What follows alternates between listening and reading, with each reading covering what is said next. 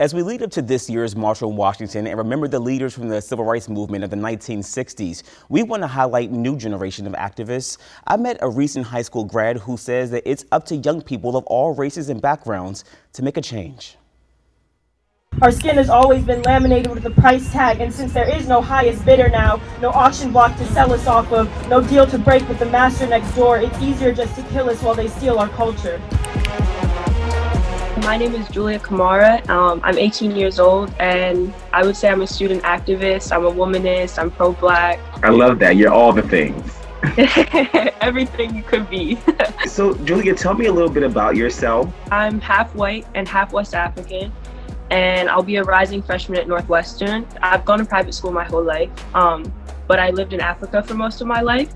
So I've kind of seen both worlds. I've seen the colorism that you have in Africa, and then I've come to America, and I came to America and I started to understand why, right? I started to understand why my aunts always said that my skin was better or that my hair was the good hair.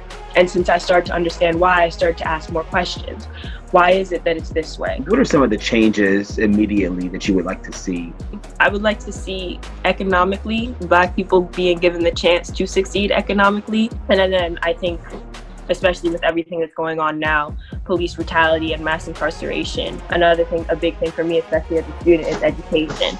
I think that America is so deeply rooted in anti-Blackness that it needs to be in education. Education needs to be just as deeply rooted in anti-racism. I've heard over and over again that these marches that are happening now, or this movement, just feels different.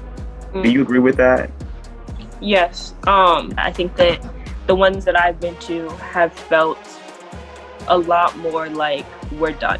Why is it so important for young people to be involved in this movement? I think that it's really important that it's young white people just as much as it is young Black people, because we're the future.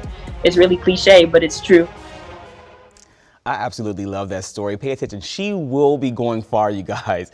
Look, Julia is going to school for criminal justice and hopes to one day become a Supreme Court justice.